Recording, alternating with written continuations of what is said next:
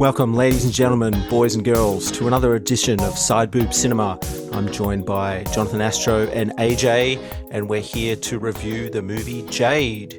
How are you guys? Offended by your trans-exclusionary intro. Okay. So what am I supposed to say? Ladies and gentlemen, boys and girls, and other?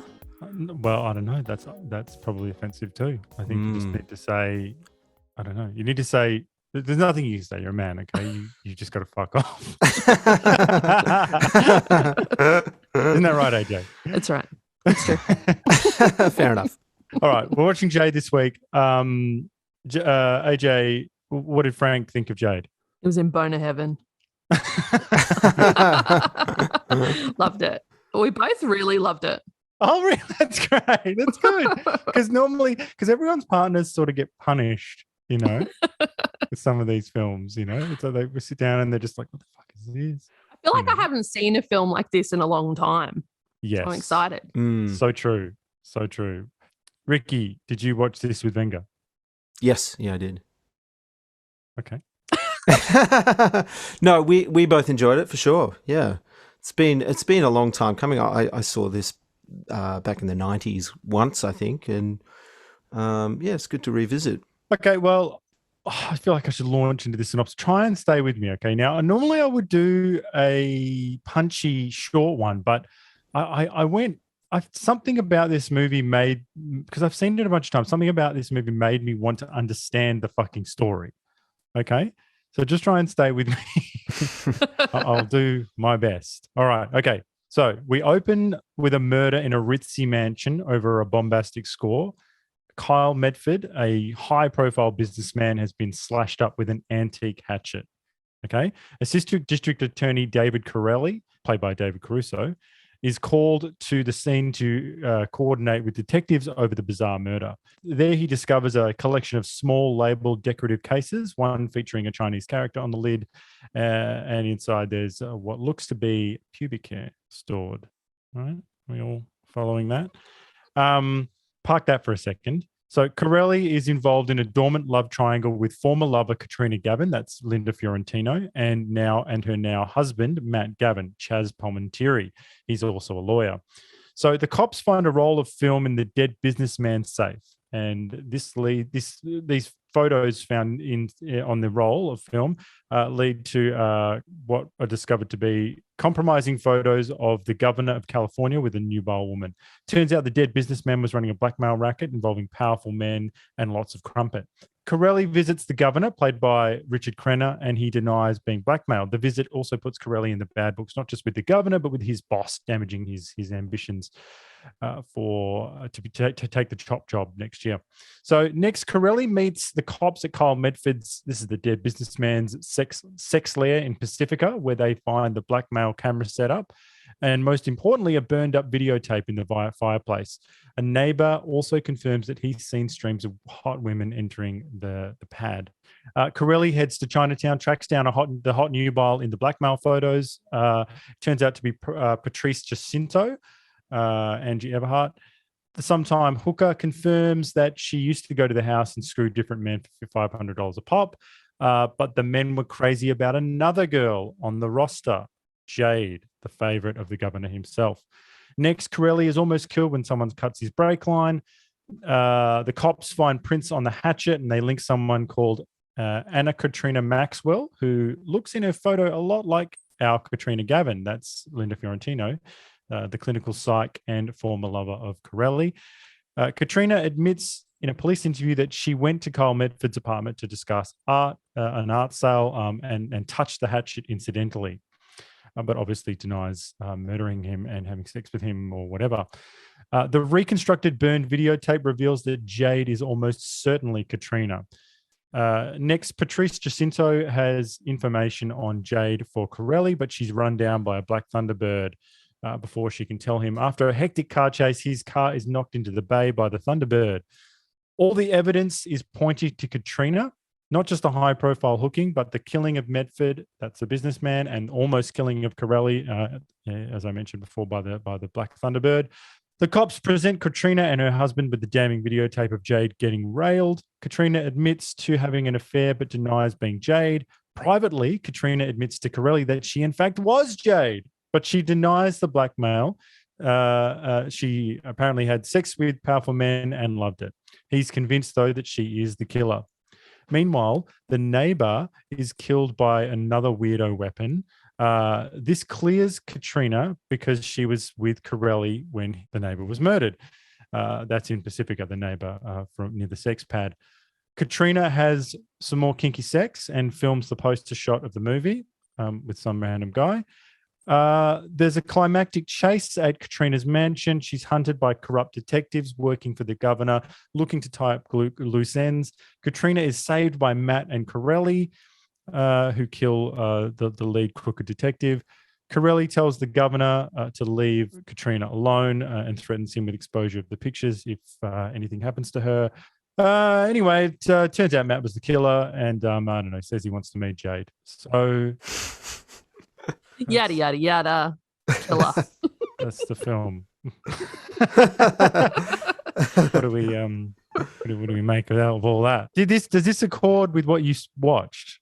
It does. It is a little bit confusing, as our listeners can probably tell from the synopsis. And I think you've done a good job of trying to lay out the plot in a way that you can follow. But it wasn't until I started to read through, just for research for the show, some of the plot points and some of the entries on IMDb and Wiki that the plot really sort of made sense to me. And that's one of the problems with the film, I think, and one of the reasons why I don't think it was particularly successful is because it's confusing. I think there's heaps in here that is fantastic, and I think it's just a few jigsaw puzzle pieces away from being a masterpiece, really. What do you think, AJ? Yeah, no, I agree. I think it's just that you don't really know who everyone is. Like, you don't really know who died. And then you don't know who is going to see, kind of. Like, you kind of do, but you don't. So it's just a bit confusing in that regard. Otherwise, it's a great story. But it starts with, they've hooked a lot with this Kyle Medford character, this businessman at the beginning, right? Now, it's a similar thing in Basic Instinct, but, you know, we're sort of meant to, this guy's the head of the snake, sort of, and we're meant to invest in him, and he's not in the movie. Yeah, so we don't care. Yeah, I don't know him. I don't care about him. The stakes aren't high. I don't think you necessarily need to care about him as a character, really, but to know at least who he is to give the murder a little bit more weight would be useful, you know. Well, I don't know. I feel like he needed to be more hooked into. I needed to know more about him because at the end of the day, he's got control over our lead character. He's got control over Katrina. You know, in a way. Well, she would say that she did it. She had a great time and whatever. But I don't know. He's involved so heavily with everyone. I feel like, you know, I've got. I don't know. It just as we said, there's it's one of many problems, and it certainly was confusing. Yeah. Well, the other thing I found, like, I found like it took too long to get a sense of Corelli's relationship with Trina and her husband Matt, like that love triangle thing. And I think in the end, it's never really made that clear. They have this weird friendship relationship, but you know, they used to be together. And he's not with anyone else, so you can tell that it's portrayed that he still wants her. That's right. Yeah, which would make they're all friends hanging out. Yeah, well, that's the thing. It would make the friendship thing a little bit, unlikely. I think. I don't think I know anybody in that situation where like best male friends like used to date the same person and ended up with one of them. Like, you know, that shit doesn't really happen. Like, you know, I'm sure the two guys wouldn't be friends, you know. It's an important piece, as you say, of the puzzle, and it is undercooked. And I would also suggest that it's unlikely. But having said that, it's not a documentary, so you can explore that idea. It just wasn't done particularly well, you know, for various reasons, because miscasting and whatever. Yeah, I think that could have been flipped anyway. Like, because he's a lawyer and this guy's like, what is he? The assistant DA. Yeah, like they could know each other through work, but not be friends. You know, they could sort of have a bit of an antagonistic relationship. Like, I don't understand why that couldn't happen, and then he could still be friendly with Katrina. You know, because he obviously still has feelings for her. So I don't understand why they needed to be friends. You know. We're tiptoeing around it, but there is that, you know, there is a expression in the old parlance. I believe it's called sloppy seconds. And I'm told you don't want the sloppy seconds. And that's all Caruso wanted. That is all he wanted. That's true. Just brooding the whole time. He was brooding. He just, maybe that's the difference. But look, I feel like the spectre for me that's cast over this movie is Basic Instinct. You know, I feel like, you know, this is the shadow of Basic Instinct, and you know. And ultimately, it elevates Basic Instinct, which I think is a masterpiece. You know, solid gold. And you know, there's personnel differences. You know, with, I think Basic Instinct's got, you know, Jerry Goldsmith, Jan de Bont on cinematography, Verhoeven, obviously, Douglas and Stone are really you know, pride of place in that movie. You know, so the plot is convoluted here, and you know, and Basic Instinct is actually a little convoluted, but there are expert distractions in that film, and you know, you can watch Basic Instinct and kind of not know what happened, and it doesn't really matter. It works emotionally, you know. I would say, whereas something about this movie, you know, it's a very, very, very frustrating film. It's the same screenwriter, yeah. Yes, Joe Esterhaus. So.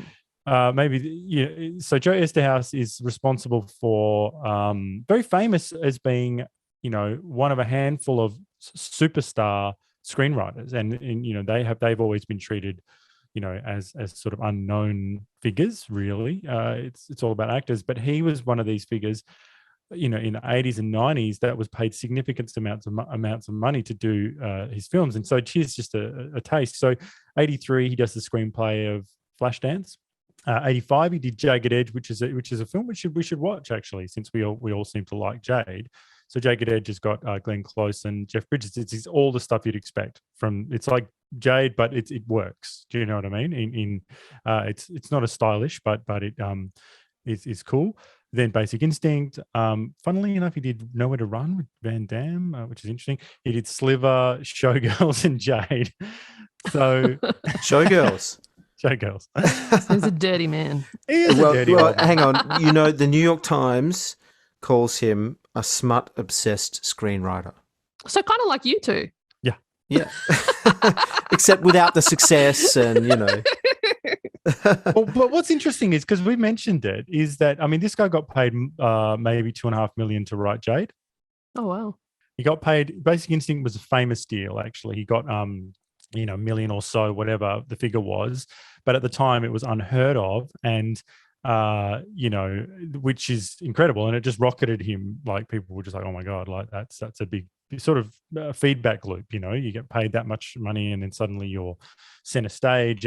But think about these movies that we've just mentioned. You know, they are all sort of on one hand smut obsessed, but they're all to do with sex and sexuality, and particularly, you know, heterosexual sex and you know, the intersections between, you know, sex and power, and, you know, sex and death and whatever. And they are all as well Hollywood entertainment. Like, but what the hell has happened? Like, you know, that Jade, Showgirl, Sliver, Basic Instinct. I just can't think of a group of films like more verboten today. Do you know what I mean? Like, it's if you drop them off at the Netflix office, I think they treat it like anthrax. You know, an alarm would go off, and they'd say, "Oh my god!" They'd go, "This is, you know, this is just, we can't even have people watching this." You know? Yeah. Well, think of some of the other films that were out in the 90s. You know, Seven, Silence of the Lambs, like Poison Ivy. You know, what's that other one with the Species, I think? I know it well. You know them well. So they're well. all sort of in the same vein of exploring the darker aspects of sex and power and death and Species is the idea of Species is, what if there was an alien and it had to fuck? stuff. Yeah, I know. Didn't they do a Species 2? And 3. Oh. Natasha Henstridge. Hot to trot. Oh. Yeah, like you said, you can't do these films today, and yeah, if you drop them off at Netflix, they would probably burn them. But what's the deal though? I mean, like, you know, I don't understand why this type of film is. See, it's so strange now because today it's defined. Well, hopefully, it's the waning days of it, but it's defined by the Marvel Cinematic Universe. You know, it's been a very long time now. We're making these comic book movies, and hopefully, it's dying out now because you know we don't, in the same way that we don't have other types of movies, disaster movies or whatever. They have their ebbs and flows, but you know, we clearly all had a good time. Like we didn't watch Jade and go like, I missed something. Like I watched Jade and I was like, oh, I had pangs. You know, I had pangs because this was this wasn't cheap. This was like a big budget, big studio film with you know, high society. It looked great. It looks amazing. Yeah. It looks fucking amazing. There you go. Looks great. It's shot on film. It's got big actors in it, like big character actors in the background. Like now, that's just a side point. What you don't get now is you never get all these people in the same movie. You know, now they're all heading up their own tiny Netflix movie. Do you know what I mean? Like you don't get them all in the same movie. Back in the 90s, you would have like I watched for research the other night, although I had a good time, The Rock, you know, with Nicolas Cage, and just the cast of the people in the background of everyone who's in that movie. You know, you never get everyone in the same movie now, like in JFK, when it's just everyone, Joe Pesci, you know, Kevin Bacon in the background, you know, like it's like now it's all separated. So it's something about Jade. You know, I feel like this would instead be a series now, like something like Damages or something, and it just wouldn't be quite the same, you know? Yeah, it's a real shame. And we'd know who Petey, one of the cops, one of Caruso's guys, who he was fucking, who he was into. That'd be a subplot. And it doesn't need to be, I don't need to know who Petey's fucking. Well, he arguably is the most offensive character in the movie. And how can you take it seriously, a guy named Petey, in that serious of a job? I know. Yeah, Petey. Hey, you know what's interesting? The Corelli's sidekick guy or partner, that older guy, the heavier guy, he's actually a real life detective. That's Petey. Yeah, that's Petey. Oh, that is Petey. Oh, that's who we're talking about. We told you this movie was fucking confusing. Yeah, it is confusing. I thought you were talking about the guy with the moustache. Oh, no. No, Who's that's that Michael guy? Biehn. Yeah. All right, it doesn't Sorry, matter. guys. It does get a little bit confusing. Hey, It I do love Petey. He does have a ridiculous name. He does. But yeah, I don't want to know who he's fucking. You don't want to know who he's jamming jellies with? Oh, you said it. So he says, hey, did you check out these jam and jellies and clitorifics? I was thinking about you. Can you say that? You know. So maybe just we'll finish up Joe Esterhaus maybe just quickly. So he famously, the writer, did not like this movie as it was filmed. He says that it was a total hatchet job. And you know, in his book Hollywood Animal, he outlines, you know, how he was sort of done over by the producers and the director, William Friedkin. He wrote a memo to William Friedkin, a long one, explaining, you know, how the movie could be made better, and they never enacted his cuts.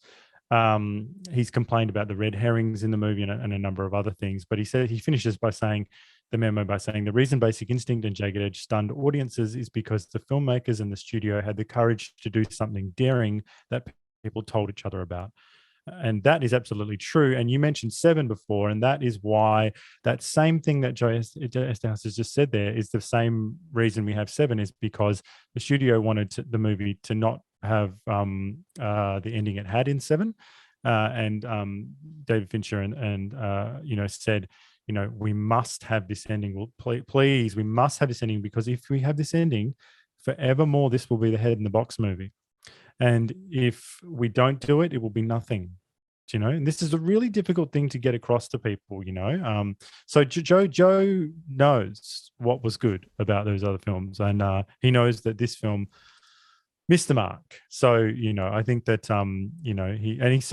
he got well remunerated for it, but it sounded like it was very, very painful. Mm. So you wonder what it could have been then? I wonder all the time. Do you know? Keeps you up at night? Every time I watch this movie, I want it to be fixed. Mm.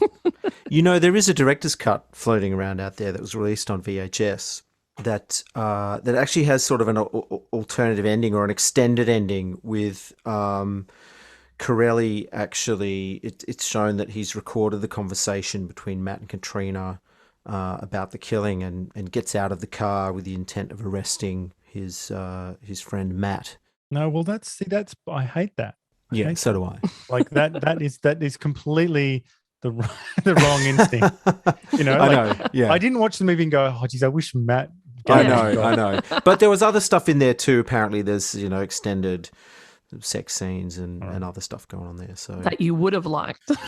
Yeah, that I would have liked, but the ending not so much. Yeah, I feel like we should talk about the sex. So this movie is there's something about the sex in this movie. It seems wholesome. Do you know what I mean? Like in a way, like it is and it isn't. Like it's prudish and not at the same time.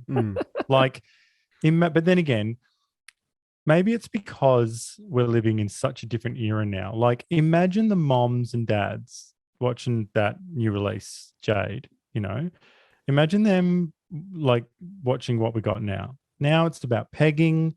Well, there was pegging in this film.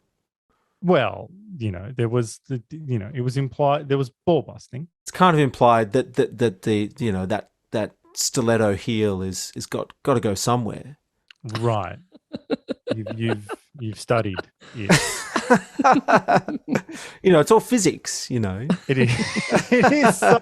It's angles, it's Pythagoras, But it's like now we've got there's this pressure on everyone, like, to like, if you don't date a trans person, then you're a bigot.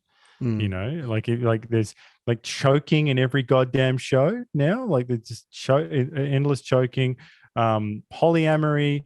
I mean, this was for many people sexual perversion, and I feel like that there's something about. I mean, Angie Everard's got one of the best lines in the movie that I love, because this is central to the film. The film's called fucking Jade, all right? So it's all about Jade and Jade's sexuality and what she likes and what she doesn't. So I guess like the idea of a woman being, wanting, rough sex or hard sex or whatever, deviant sex, being in control was at the time controversial or whatever. But she says, Angie Everhart says in the interview, she says, a couple of those creeps, they didn't even want me. They wanted the other girl they'd fucked before. They called her Jade. One of those guys was the governor. Jade must have rocked his world. She's pissed off. She is, because he wanted me to bend over and turn around. Yeah. But I don't take it that way. He told me Jade took it anyway. She couldn't get enough of it. She loved it.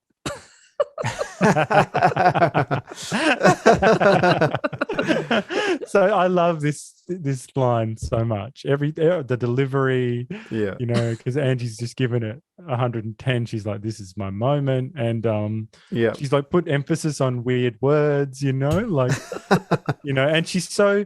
This is what I mean about it being prudish. You know what I mean? Like it's sort of like like.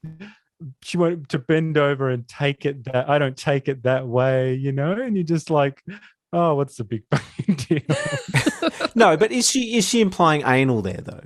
Well, she is. Like, you have to say she is, because it's a cinematic version of that. Like that's the only It's way what they could get away with. Yeah, that's Yeah. right. I guess so. So, and if we take it as that, it is a little bit more involved. But as it reads on face value, it seems so. What's the big deal? You just go, it's just it's just a position. I don't get it. So, but anyway, what she says doesn't wash with what we see later. We have to talk about this scene. So later in the movie, once Jade is revealed, she sort of has a bit of a revenge fuck with a Mr. Nobody, some beefcake that she's found. And it's just like these jump cuts, like this sort of Team America style jump cuts of this sex, right? Like of different types. So we get the ball busting, which Ricky sent me a video of just before to make sure I saw it, in slow motion. In slow motion. So that's that. The ball. So it's a stiletto heel. We don't know where that is, but she's got her foot like clearly on his pubis or whatever. And he's, pans up to his face. And then she's on top of him, as I say, filming a poster shot. And then, so some nobody's on the poster, like the hand that's coming up touching the leg is just some nobody. It's not Corelli. Then it's like, this stocking over her head. She's getting penetrated from behind, can I say? But is that it? Did I miss anything else? She sits on his face. Oh, because that is that's the poster shot. Oh, That's right. Yeah. No. But you're absolutely right. That's what's going on. That's why the poster's meant to be hot, because it's like, oh, the hand. She can't be further down his body because the hand's on her leg. You have to do the math in your brain. You see, and I've done it. So, the weirdest thing is the world music sing song that's going on. It's like ting, ting, ting. And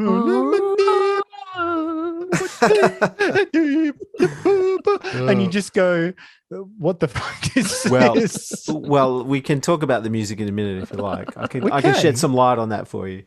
Yeah, but okay, but on face value, like in context, what the fuck is this song doing in this scene? Riddle me that, Batman. Yeah, well, they did use that song. I forgot to write down what it is, but there is a song, a female artist singing, and James Horner's included some of that in the score. Right. But I think that's probably Friedkin's choice of a song there, I think. Well, he blew it. So but frankly, the scene it's just not frenzied or hard enough. Like I can picture a million scenes that are where the people have more chemistry and it's more meaningful. Like there's a scene like when Carrie and Brody have sex in Homeland. Like it's so memorable. Like I don't know if you've seen Homeland, but Claire Danes and what's his face, Lewis have sex in a scene, and it's the most like frenzied, sweaty, and Carrie's doing the craziest moaning I've ever heard. Like this sort of just like just crazy, where you just go, oh my God, this is the most animalistic thing I ain't ever seen, whereas this was just sort of like, it seemed like a music video. Yeah, it did have a music video quality to it, didn't it? Yeah. And because who is this fucking guy? And does it matter? Yeah, I that never crossed my mind. He's just a dick, right? He is just a dick, but look, in my fix Jade section, I can talk about how to make it better, but basically it needs to be someone we care about. Like it's, the problem is that we're so disconnected from it, I think she needed to debut Jade with Corelli, Why are they holding off on that? Like he could still think she's the killer and fuck her. I don't understand it. I don't get it. Like I'm just like, why are you holding off? Yeah, well they do have that scene where she tries to seduce him and he... Yeah, but I don't care about Almost. I hate Almost. Yeah. It's like that movie, The One, with Jet Li, right? Like, people say, like, I'm fairly certain that he never becomes the one. There's a guy who never becomes the one. I love that guy. You like Jet, do you? Yeah. I know, it's a bit of a left field moving up Jet. Anyway. All right. So that's my so just pulling back on the sexuality, AJ, what do you make of this of the sex in this movie and like, I don't know, in general?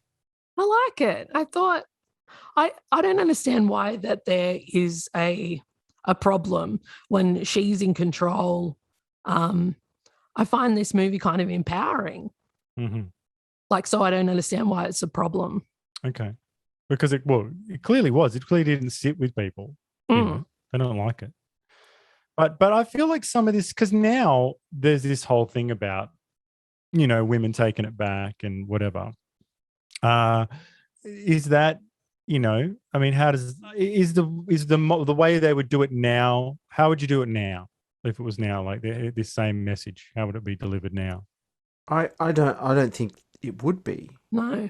There's not even sex. I know you feel that the sex should have been more frenzied or you know, pushing it a little further, which, you know, I probably agree with you there too. But yes. But even what's there now, you don't see in today's film and TV. So I don't know. It's just it's weird because on the one hand, it's this whole, you know, sex work is real work and empowerment and female sexuality, and you can just do whatever you want to do. But then on the same hand, you can't show any of that on but that TV. That show, you know? Girls, has a bunch of like awkward, dirty sex in it, doesn't it? I don't know. Like this. It's just more awkward. Right. So so the problem is it's about the male gaze, really.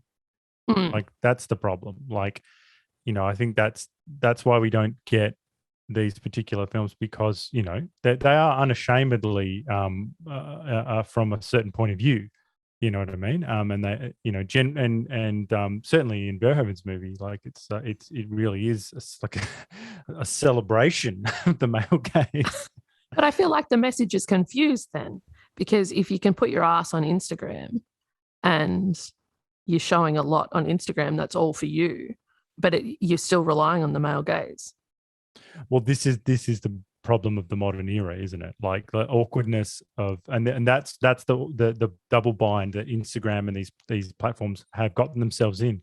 They've gotten themselves in this bind by saying, you know, that because they're to the left of Trotsky, they're just saying that, like, you know, it's all good, man. It's all good. It's all on. And then when like a porn star goes on and says, okay, great. Well, you know, let me just put my stuff on. They go, oh no, well, wait a minute. Like, you know, so there's a very strange, you know, there's no consistency. You know what I mean? Like, so now what it is, what the banning of the nipple and you know, butt cleavage and whatever has done has created this black market of just endless, like, you know, spray on pant butt shots. Do you know what I mean? Like, it's created a type of you know, a product that is just like almost worse than what it's, because, you know, it's essentially the same as when you it's created sort of, it's a repression, you know what I mean? Like it's sort of like things are always sexier when you put a corset on it, you know?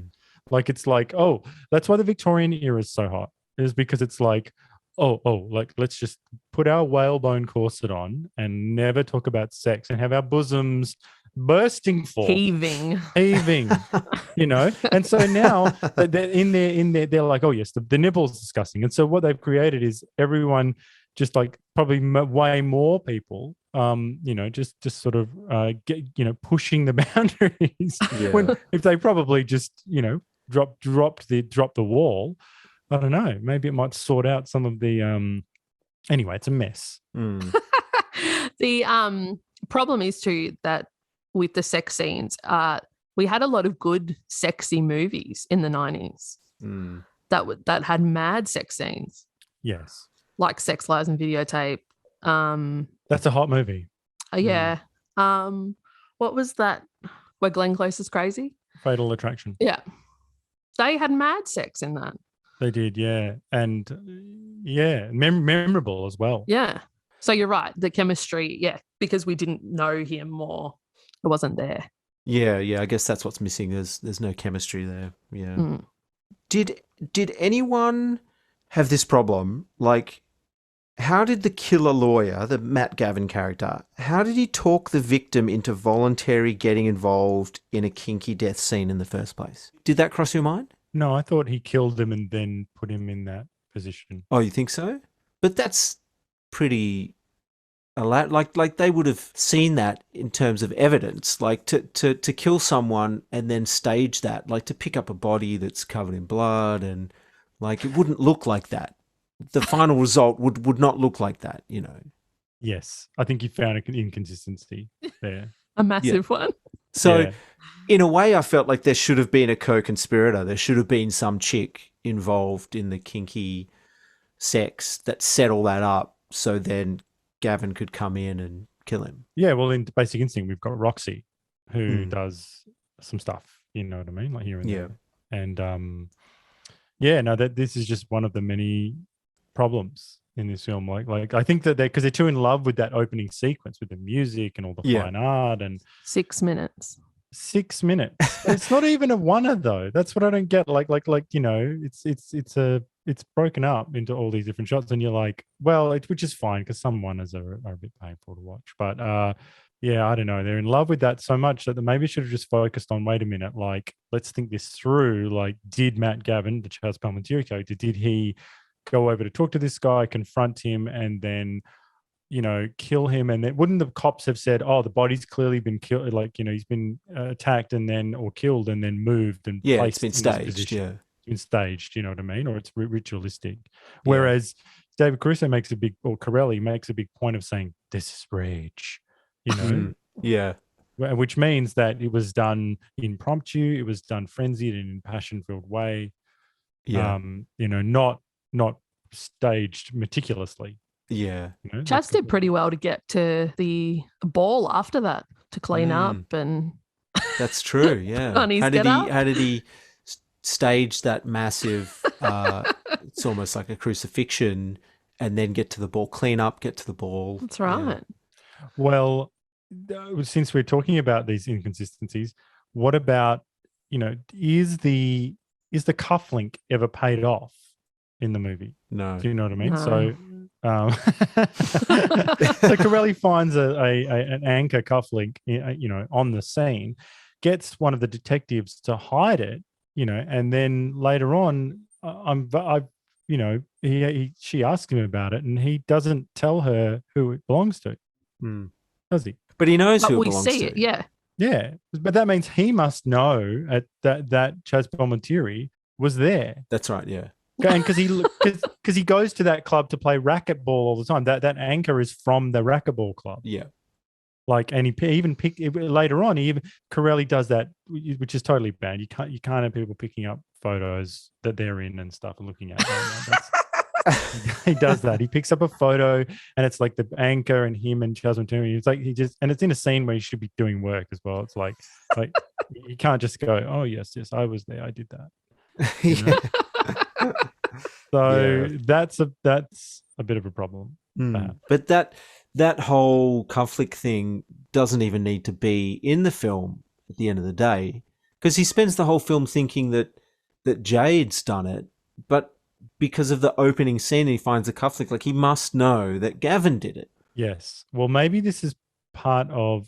Well, I think that the cufflink. Yeah, maybe they should have just got rid of it because it's a red herring if you're not going to pay it off. And it makes him seem dumb, because I think that, like, it's so damning, you know, like, well, in the very least, Matt and Katrina were both there. If you've got her prints on the hatchet, but you've got her husband's cufflink on the floor, you'd have to suggest that they were both there. Yeah. And maybe that's even a better ending than they've got already, you know, that they were both involved or something. Another loose end. When did Katrina decide to become Jade? A few years ago? Like, it's sort of implied that she was, you know, a bit rock and roll when she was younger, but she's only been doing this for a few years by the sounds of it. Yeah. I when don't know. she found out that he was cheating. I've read this, that you know, the idea that she did it because, you know, as a payback, which, you know, some people have found offensive or something. I don't know. But isn't she a little high profile? Like, she's clearly in high society. Wouldn't she run into the guys she's nailing all the time? Yes. Yeah. Like Several would have been at the ball. Yeah. Like, isn't there there's a very good expression. It's coarse, but I think it rings true. There's don't shit where you eat. Like at least go to the next town if you're going to be a beast. Like, or she should have done it when she was on the fucking road. When she got her private jet to another state. That's where you do it. Not that you do it. Just saying, that's where you do it.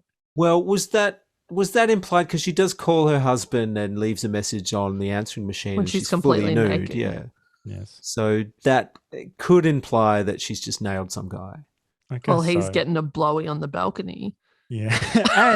and the blowjob lawyer is in a later scene, which I thought was nice. I was like, oh, I know her.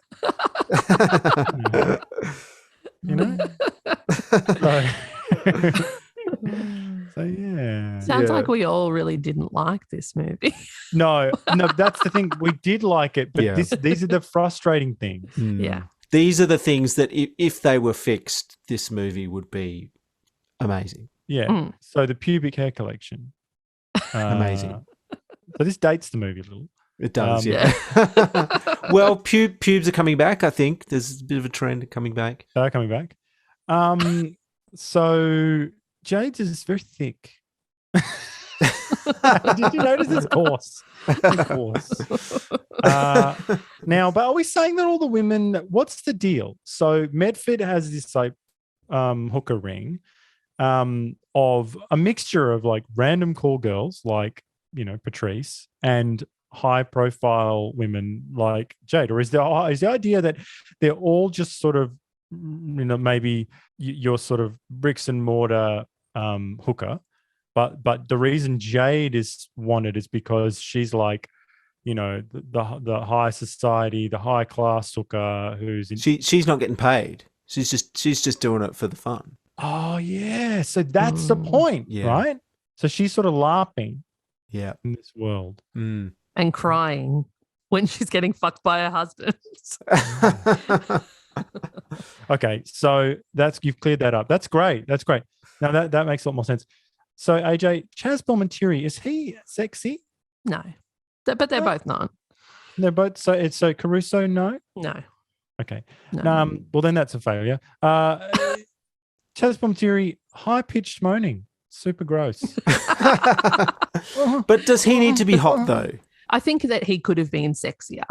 So AJ, Ricky's just said, does he need to be hot? I think he's like, I don't care. He's like, as long no, as I'm saying from a story point of view. A shit. Okay? I'm saying from a story point of view, it makes sense because she's not really that sexually into him. No, so he doesn't. Look, this is casting. Okay, he doesn't need to be hot. He needs to be, like he just needs to have that mixture of like a bad boy sort of like, because you've really in the triangle you've got the the husband and you've got Corelli.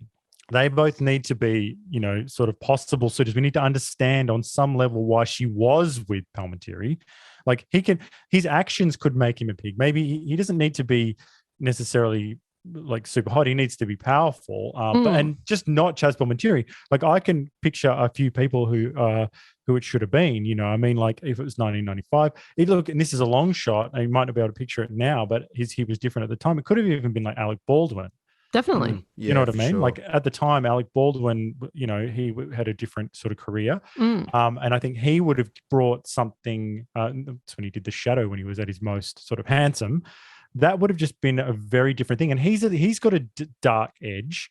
Do you know what I mean? And then you just need someone who's a bit more of a Pollyanna in the lead role, in the Corelli role. I just feel like this is Palminteri is just he is a stock standard arch villain. I mean, I'm always happy to see him. Like he's a fine character actor, but I don't know. I haven't seen him. He doesn't have much range, and he doesn't seem like very complex. His emotions aren't very complex. Like even when he says to her, don't you ever say that. He could be talking to one of his like mob underlings in that scene. Like it wasn't complex. So it's just a problem. And if Caruso, he just left MOPD Blue. This was his big like launch. He was like trying to get, Did you do a film before this one? he did Kiss of Death maybe after this, maybe. But he's been in the background. Like, he's in Hudson Hawk. He's got a great role in Hudson Hawk. He's got he's in First Blood in the 80s, So, he's been around. But this was like his lead role, like in a big fat movie. And to leave after one season of NYPD Blue and to say, no, I'm gonna make, that was huge back in the day, because Clooney did it and it worked, whereas Caruso did it before and it didn't work. And his first season of NYPD Blue is fantastic. He's great. He's a fine actor. He's just not good in this movie, and he's just miscast. He just looks weak. Weak shoulders. Yeah. Like I don't know. He just looks like a punk bitch. Agreed. Yeah, you think so? Yeah, totally agreed. This should be. I heard that Warren Beatty was going to be cast. That would have been fucking wicked. Because at the time he was Bugsy, and like he Dick Tracy. He just looked, and he's a pig man, so that would have sort of worked. Like, you need, because Michael Douglas is a famous pig man. Yeah. Such a pig man that he said mad shit like, oh yes, I got HPV, or I got mouth cancer, whatever, because I gave too much head. Eating too much puss. It had nothing to do with the smokes and the drinks. No, just all about that pussoir. Yeah. That's right. So having someone in the lead who's a bit of a sex fiend or has that, just something. Work. Yeah, whereas Caruso just has no sex appeal. No. And that is a problem. That's why, there's no heat, It sort of ends up looking like, I don't know, just like a bit like the Eyes Wide Shut sex scenes or something. Yeah. They're not hot. They're sort of something else. They are not.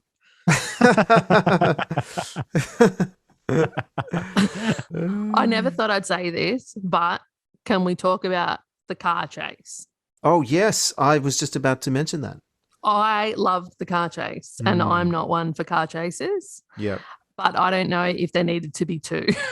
Well, the first one is his brake line Yeah. Has been cut, so he's sort of out of control going down kind of the steep hills of San Francisco. And I think I'd just get a scooter after that. Yeah. yeah. But it's such an impact when that car flips, like you're like, oh my God, like you can really feel the impact of that sort of an accident, which is quite disturbing. Yeah. Right. But the hills were epic. Yeah, well, that's San Francisco. Yeah, they have those epic hills, and I haven't been there, but I just remember it from a few different films set there. All right. Well, this is the problem. Okay, so William Friedkin, who is a brilliant director, responsible for two all-time like classics, French Connection and The Exorcist, not the extended version, theatrical cut. Let's just be clear on that. Okay. If you know anyone who watches the extended edition, just, I don't know, stop being friends with them. Okay. That's what I say. Anyway, he's amazing. He's got all these other frustrating films. For some reason, he's obsessed with car chases. I don't know why. French Connection's got an amazing car chase in it, obviously, but they're cops. And so you go, okay, I get it. And then he's got two other movies, To Live and Die in LA, which we are definitely going to watch. You guys are going to love it because it's got a car chase just like this in it. And obviously this movie with two car chases. He fucking loves car chases. I don't understand why. I think the problem is he's loving the car chase too much. It goes for about 10 minutes, the second one. Maybe he should have focused on all the other shit in the movie instead of that. And do you like the idea of maybe the best bit of the car chase is when he goes like, when they've said clearly, oh, let's invert it. Like, what if it was a car chase, where you had to go slow? Yes. Yeah, they get caught up in that. It looks like a Chinese New Year parade or something. But that took way too long. They should have not done that, because as soon as it happened, I think I yelled at the screen, why don't you just get out of your car and run over to the car you're chasing, because that would be quicker. So true. He also, they sort of like implied that they killed a couple of people in that scene, and so that's more people that die in the actual plot. Yeah. You know? So, And really, the other big frustrating thing about this car chase is you never find out who was in the other car. No. I thought it was Michael Biehn. But you never know for sure, though. No. And So- is the movie based in San Fran just for the car chase now? Yes. Probably, Now yeah. I'm thinking. No, but that's okay. So that's the next thing. Why the fuck is this movie even called Jade? Like, is what's the deal with the Asian influence? Like, again, Yeah. it's set in San Fran. Like, should Jade have been Asian? Like, I mean, it might have made more sense, but then you're dealing with, making an alarming association between Asia and prostitution, which, frankly, Two Live Crew has only made worse. With their song. You can look that up later. But I just don't understand what the thing. It's sort of this exoticism, like, and because the credit sequence is the sort of kanji symbol, and then we've got like they go to San Fran. There's like people playing mahjong. There's sort of like dipping into it, but then, I mean, this is the worst kind of Orientalism. Like, you know what I mean? Like, it's not like because no one of no Asian person is given pride of place, and no one is given agency other than only the tech guys and the offsiders are the Asian guys. Yeah. In this, which is like that it's that stuff that sticks out, like, and I don't know, like they're using. I don't believe in cultural appropriation. I'm not. I don't think that's a thing. I think that we it's more complex and we share and cultures move and change and whatever. But this is really just using. They just wanted what they wanted. They wanted the symbol. They wanted the name, and then that was it, really. And they were like, oh yeah, it's it's a bit like she's a bit like ... and you just go, no, I don't know. Anyway, back to the car chase. Yeah. Anyway, so in the car chase, they go into it's Chinese New Year. Yeah. Oh shit. So yeah. And my favorite character was the Pigman governor. Oh yeah. I think Richard Crenna gets 10 out of 10. That's probably one of the best things I've ever seen him in. Most memorable in First Blood and Rambo. But and I miss this vision of California. Not the wokesters of now. I like the idea that everyone understood back then. It was like, oh yeah, the people at the top, they're liars and all they want is to have sex with Angie Everhart. And whereas now it's way scarier. But right. He's got all the great lines. He says, "Wouldn't it be an awful goddamn shame if one little hairy pussy and a thimbleful full of sperm would affect the future of this great state of ours?" And I was like, food for thought. A thimbleful, is that all? Well, he was being very realistic about how much happens. Too much information. So we need more stories like this because this is really a conspiracy theory today. Like people with their sex rings and stuff. This is real life. But people would say that it's misinformation. Yeah. Rather than a film, rather than entertainment. Yeah, Pizzagate. Yeah. Oh, let's talk about the music. Let's turn our attention to the music for a second here. So, James Horner, he's the composer of this particular score. He's a very well-known Hollywood film composer. He's done heaps of stuff. So his score heavily references a famous piece of music called the Rite of Spring, which was composed by Igor Stravinsky. The Rite of Spring is a ballet and orchestral concert work. So Horner's music sort of references that quite heavily. It's orchestral in nature. It has some atonal elements and some dark low string tones. It's bold and it's bombastic. Its use of an instrument called the bassoon, which is a low woodwind instrument, as a solo instrument is probably the most overt reference to the Rite of Spring, which famously opens with a solo line for the bassoon quite high in its register. So when the Rite of Spring was first performed in 1913, the avant-garde nature of the music and also the choreography caused a riot, and the composer had to escape through a bathroom window. And although the work was designed for the stage, the music has achieved equal, if not greater, recognition as a concert piece, and it's widely considered to be one of the most influential music works of the 20th century. So the work, The Rite of Spring, has the subtitle Pictures of Pagan Russia in two parts, and the scenario depicts various primitive rituals that celebrate the coming of spring, and culminates when a young girl who was chosen as a sacrificial victim dances herself to death. So the ballet was very controversial, well, because of the music, but also because of the style of dancing, which was very primitive, and it was all about fertility and the coming of spring, and obviously the sacrifice of the young girl at the end as well was quite memorable and quite shocking for the time back in 1913. So the music definitely leans on this fertility idea and this primitive animalistic urge, which I guess ties in nicely with the sexual stuff that goes on in the film. What was your take on the music? Did you enjoy it? Did you think it was too much? Enjoy. That was good. So I did read some criticisms in a few reviews that said the score was a bit overbearing.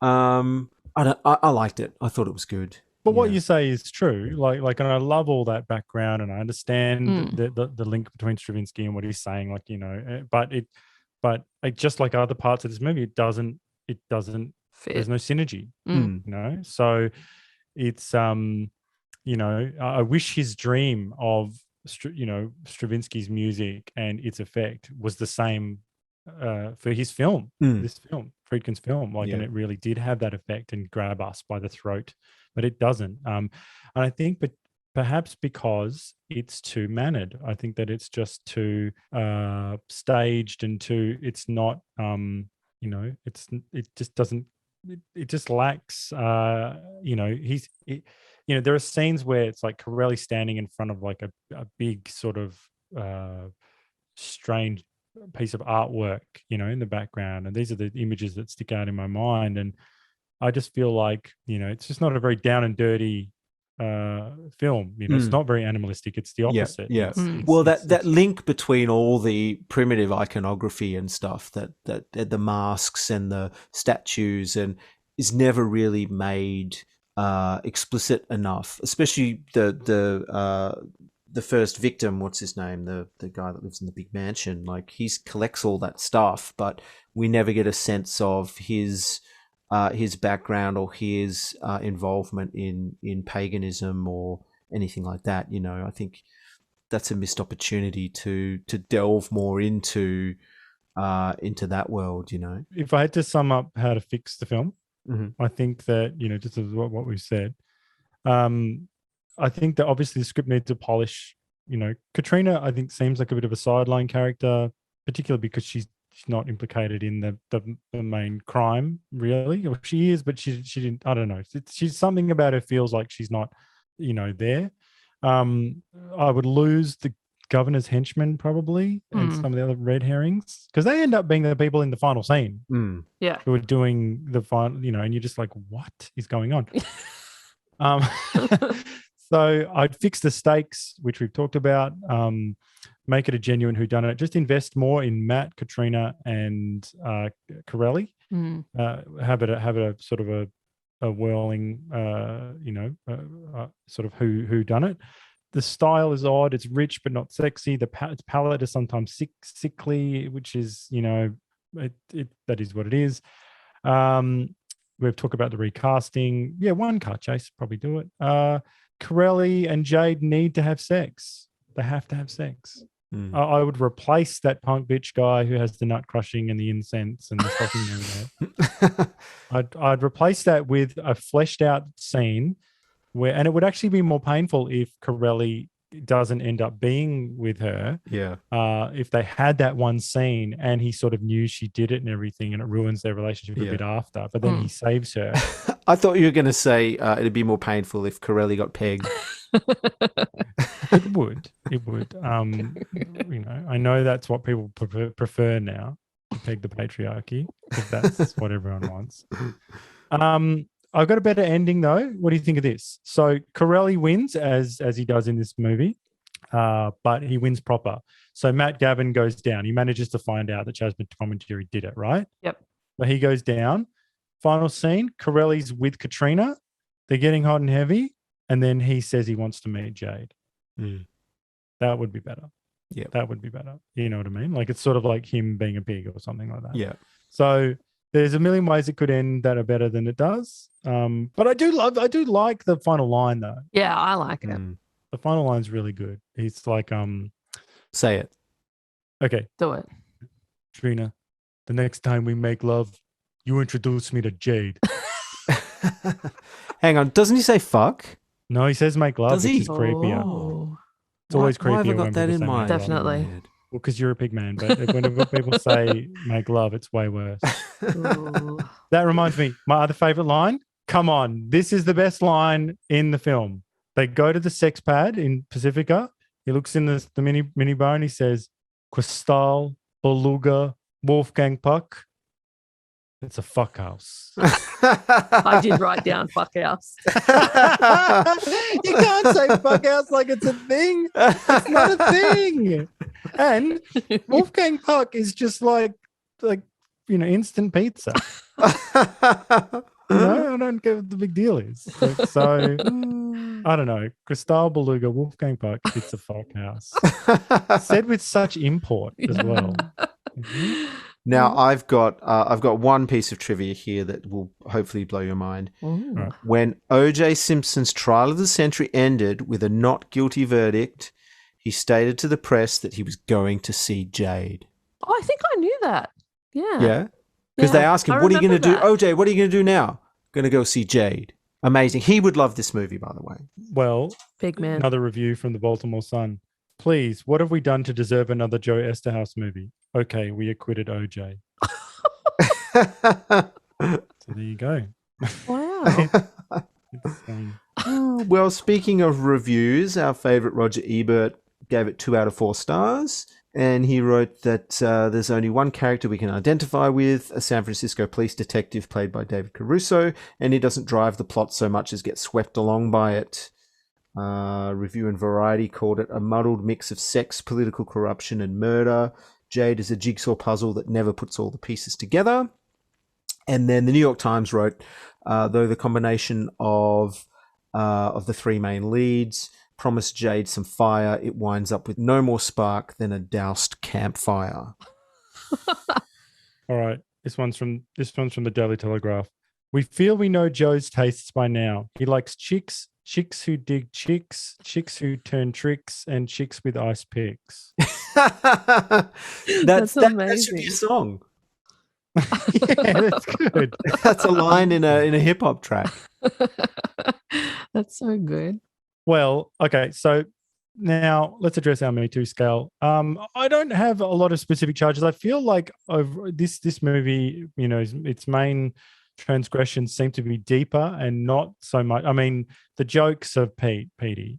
We know one thing: she's not a nun. Like the jam and jellies. These are rapes, okay? These are mind rapes. This is a sexual crime. So Petey is probably, the worst of the worst. And everyone stands around and like Corelli doesn't say anything. And nowadays you'd say, oh, Corelli doesn't say anything. He doesn't. He's complicit. He is complicit. So, because now you have to be. No, we used to joke, and how in the Seinfeld finale, it's all about the Samaritan law, right? Now that's the law now. Like now the social law is if you don't step in and do all you can all the time, then you're as bad as the person who did the thing. Okay, so but look, in general, the sexy hetero themed business suit thriller is just beyond the pale. It's because it's to service male sexuality. You know what I mean? Like there's no male Playboy bunnies here. as there is now. This week, I just sent you guys a link. Sexy new bunny. I know. I believe we'll be talking about this on our Friday show. Oh, yeah, it's true. I sent it to you, and now it's triggered a topic. So I feel it's got exciting. me steamed. Okay, well, we will talk about that, but just to Hot say, under the Playboy collar. Yeah. but all I'll say just quickly is that, you know, back then, I mean, we flattened sexuality to the point when, you know, and some of this stuff is fine, but we flattened to the point now where, you know, back then they made products for people who would buy it, like the audience, the market, or the people who would buy it. Now you need to punish those people for some reason. Like, it's like you make Terminator 6, but you make it with the view that you fucking despise anyone who would watch it. Like you start by saying anyone. You know how all the people who like Terminator are fucking dickheads. Well, anyway, I got this movie idea. You know, like, you don't start by saying let's make this great movie. So in this movie, Jade, the central idea, I guess, is that women harbor fantasies of being prostitutes and or degraded. You know, there's no power pegging. There's ball busting, so I guess that gives it. That takes a few Me Too's off, I think. Yeah, that's an improved action. Oh, the face it definitely does as well. Oh yeah, actually, a lot of the stuff in that scene was quite acceptable. You know, face sitting, ball busting, and she was holding the stocking. He wasn't holding it. Right. She had control over if she was getting air or not. A lot of hedging. She also says stop, and he does. Yeah. So I feel like it gives it. I feel like this movie maybe only a 5 or a 6, maybe. Just because of the genre. Yeah, I think the aura of the film gives it the Me Too scale. You know what I mean? Like, not the events, yeah, because the film itself is obviously something that is made for guys to like, and that's unacceptable. Well, that is unacceptable. How fucking dare you? You tell Frank, how dare he get a boner during this movie? Had a boner. Okay. So it's like, Frank, did you get a boner during this movie? He says, yeah, I did. And they go, well, that's 10 years. That's 10 years. It was a trick. This movie. Did you go to the closet and get your stiletto out? Frank can't go to jail. Frank cannot. He's not built for jail.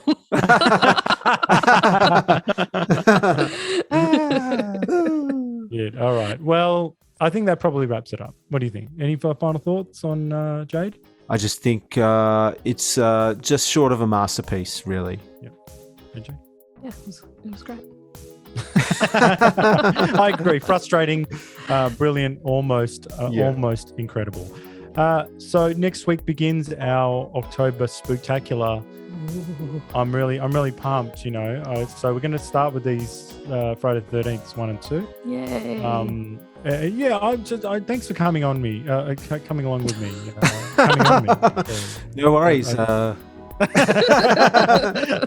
was Freudian. I said, don't do that. So anyway, thanks for coming along with me on this. I just feel like something about the lockdown, you know, I really feel these movies are so fun, and I just want to spend some time watching them, you know?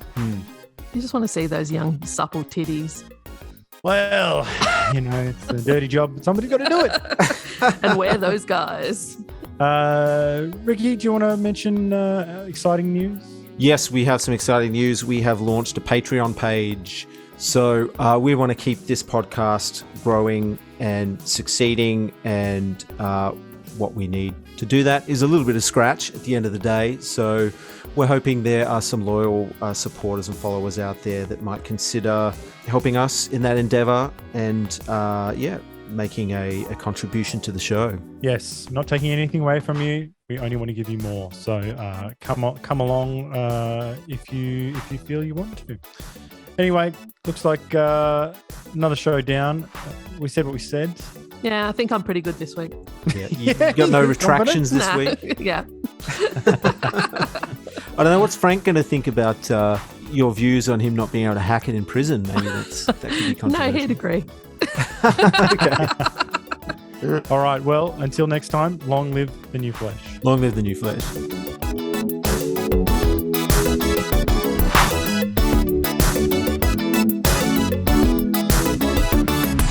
sloppy seconds. Just all about that poussoir. Ding, ding, ding.